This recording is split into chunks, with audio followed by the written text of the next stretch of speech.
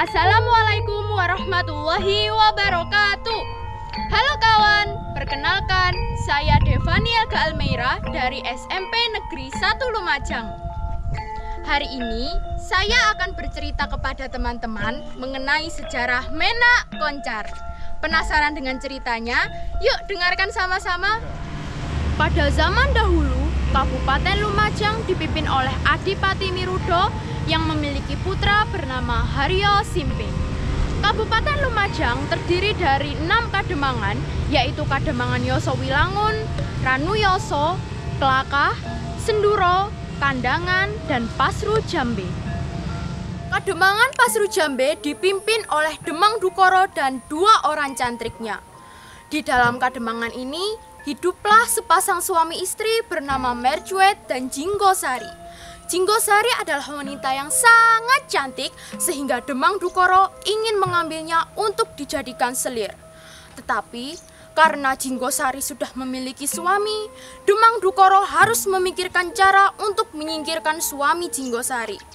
Akhirnya, Demang Dukoro menggunakan cara liciknya, yaitu dengan menuduh Mercuet sebagai pencuri. Demang Dukoro menyuruh 2 orang cantriknya meletakkan emas dan permata di guci rumah Mercuet pada saat ia sedang pergi. Setelah Mercuet kembali, 2 cantrik tersebut memecahkan guci untuk dijadikan barang bukti, lalu membawa Mercuet ke tengah alun-alun dan dihukum atas tuduhan pencurian. 2 cantrik Demang Dukoro mengira bahwa Mercuet sudah meninggal dan meninggalkan tubuh Mercuet begitu saja di tengah alun-alun. Atas pertolongan Tuhan Yang Maha Kuasa, Mercuet tersadar dan tertatih-tatih pulang ke rumahnya. Mengetahui kepulangan suaminya, Jinggosari segera berlari dan bertanya kepada sang suami. "Kakanda, apa yang terjadi? Kakanda tidak mencuri emas dan permata milik Demang Dukoro kan?" tanya Jinggosari. Mercuet pun menjawab, "Adinda, segeralah berkemas. Kita harus segera meninggalkan kademangan ini secepatnya. Cepatlah, Dinda." Lalu, tanpa bertanya lagi, Jinggosari segera berkemas dan meninggalkan kademangan secara diam-diam bersama sang suami. Mereka berdua pergi ke Alas Purwo. Di Alas Purwo, Mercuet menceritakan semuanya kepada Jinggosari dan meminta izin kepada sang istri untuk pergi mencari ilmu agar dapat mengalahkan Demang suatu saat nanti. Setelah diizinkan oleh sang istri, Mercuet pergi bersemedi ke pantai selatan selama 2 tahun. Atas keteguhan hati Mercuet, para dewa menghadiahinya dengan 2 buah senjata, yaitu pedang Sukonyono dan gada besi kuning.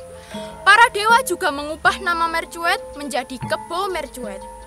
Di hutan belantara Gunung Semeru, terdapat sebuah kerajaan gaib bernama Keraton Grinjelwesi yang dipimpin oleh seorang pendeta sakti bernama Hajar Pamengger.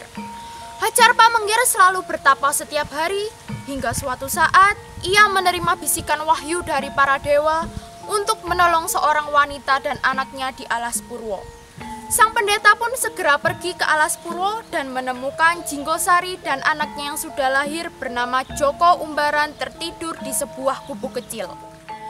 Sang pendeta langsung membawa Jinggosari dan anaknya ke tempat pertapaannya dan merawat mereka dengan baik. Pendeta juga mengubah nama Joko Umbaran menjadi Bambang Menak. Di pantai selatan, setelah Kebo Mercuet mendapat wahyu dari para dewa, ia segera pulang ke Alas Purwo berniat menemui istrinya dan anaknya yang kemungkinan sudah lahir. Tetapi setelah sampai di dalam gubuk, ia tidak mendapati keberadaan istrinya. Kebo Mercuet langsung merasa ketakutan. Ia langsung pergi ke Kadipaten untuk melapor. Setelah sampai di Kadipaten, Kebo Mercuet melihat sang adipati sedang duduk di singgasananya ditemani oleh para abdinya. Sang adipati pun terkaget melihat seorang pria yang marah-marah sambil menunjuk-nunjukkan senjatanya dan menanyakan tentang keberadaan istrinya. Adipati Mirudo menjawab bahwa ia tidak mengetahui sama sekali mengenai keberadaan Jinggosari. Karena tidak puas dengan jawabannya, Kebo Mercuet pun marah dan membunuh Adipati Mirudo beserta para abdinya. putra Adipati Mirudo yang bernama Haryo Simping berhasil melarikan diri, lalu segera pergi ke Majapahit untuk melaporkan kejadian yang telah menewaskan ayahnya. Prabu Brawijaya menyuruh Patih Logender pergi ke Lumajang untuk menyelesaikan masalah pembunuhan tersebut. Tetapi pada saat Patih Logender sampai di Lumajang, Kebo Mercusuar sudah melarikan diri.